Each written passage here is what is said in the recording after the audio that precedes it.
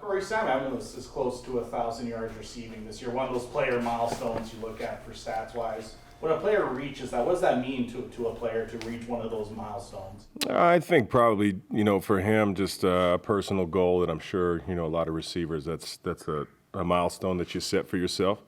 But knowing Sam, hopefully we can get it in a winning fashion. I know that's the most important thing for him, but I think, again, as usual, just validates the work. What the? Well, obviously, last time you faced BC, it was Vern Adams Jr. This time it's going to be Nathan Rourke. What have you seen from Nathan as he's come back to the CFL, and what you've seen from his play thus far? Well, yeah, I think, I'm sure if you look at, him and what he's accomplished in his time with BC, prior to leaving and coming back, you see a lot of the same things, quick decision making, obviously comfortable in the system.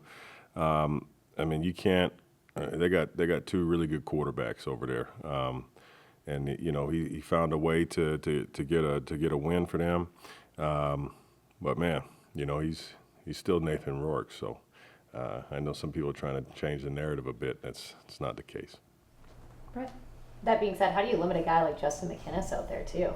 Yeah, we could maybe the wrong guy to ask because we didn't do a very good job the last time, but. He's a tremendous player. It's such a huge target for them to go up and get the ball. We just got to be cognizant of where he's at, obviously, on the field and making sure that, maybe have a couple extra eyes on that guy. But, you do that and that could open up somebody else, which, similar to our receiving core, I think, they got a lot of guys in that, receiving core in that room that could make a lot of plays as well. So just stay structure the defense and he made some unbelievable plays when we played us last time, so we just got to make sure that we flip the script there, and maybe we come down with a couple of those. Okay. Brian Cox Jr., Luke Mullender consistently talks about his evolving football IQ. What does that mean, and what do you see in his growth and development as a player? Luke's? No. I'm joking. No. Yeah, he's not wrong. If you sit down and you talk ball with B. Cox, he knows the game. Not just as it pertains to defensive line play. He kind of sees it in totality.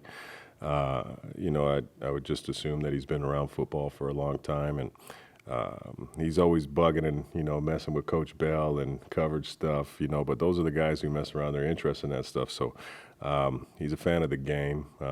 He loves the game. And you can ask a guy like that to maybe do a little bit more than what they're asked to do by position. So if you ever want to sit down and talk ball, yeah, he's a good one. Nelson Lacombe was challenged to play safety this season. What have you seen from him in that spot? Yeah, I think certainly coming into his own, you can see it, during practice. You can see it in the game. He's gaining more confidence at that position. What we ask to be the vocal communicator and the conductor, so to speak. On the back end and still speaking the same language with the linebackers. We ask a lot, and I think for Nelly early, maybe something he wasn't super comfortable with. Now he's getting a little bit of swagger to him. He's getting comfortable back there, and I think just with the amount of games that he's played now, at this point, he feels like he can certainly command and conduct. So. Pleased with him, and I know that there's so much more he wants to accomplish. So we'll keep chopping wood from that standpoint. But pleased with what he's been able to bring. Jacob? Just how important is not only forcing turnovers but playing the turnover battle week to week. Seemingly in that 7-game winless streak, it might have been going the opposite way to what you might want. Now in this 3-game win streak, I think you're back leading the league in ratio. I think you're plus 19 now. So how important is that? I think so.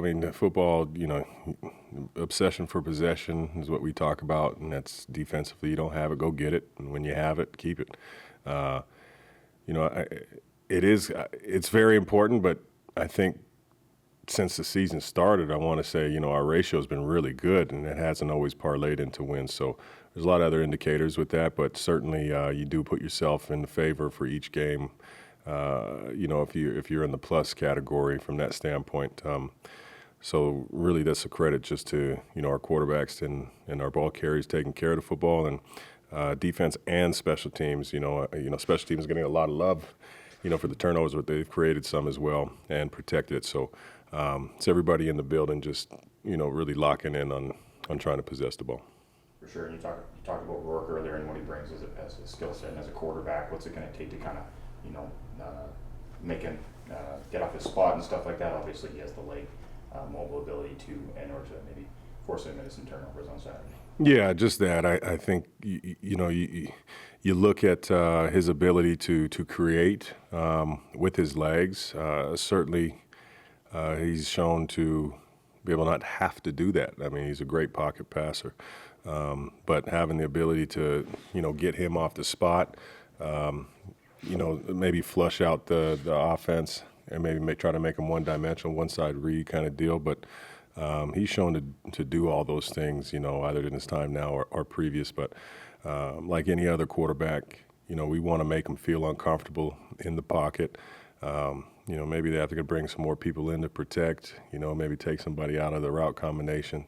And then just, not consistently give him the exact same thing to look at every time. So while he's still a younger quarterback, I would say, in this league, he's had quite a bit of games, and he's played against some really good defenses as well, and they've had success. So we got to be another week. We have to be on our A game against a really good quarterback. Corey, when you game plan for the Lions this week, especially offensively, do you even consider the fact that you might meet them in a few weeks down the road in the playoffs?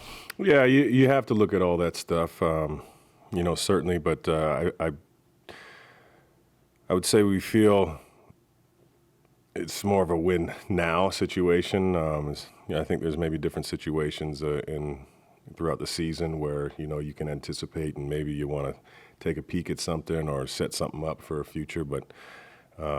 We want to win and they want to win and now. So you're cognizant of it, and we'll see certain things, and I'm sure they will as well this game when we watch the tape after, that maybe could parlay into something that you think about moving forward. But, we're focused really on this week and then, see what that brings for the following one. And then, whoever the matchup's against is who it's against. But,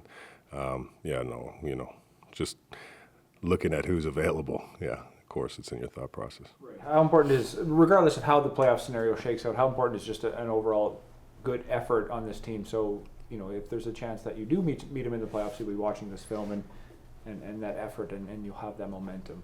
Oh, for sure. Just the way the season's played out, we happen to be playing BC this week, but it's extremely important for us to finish the season strong, the right way. We want to keep building off of what we've been doing the last few weeks. And roll into the playoffs, still feeling like we're getting better each week. So, it's BC this week, and that's just how the schedule laid out. But certainly the effort, that's a non-negotiable. Awesome. Thanks, Coach. Thank you.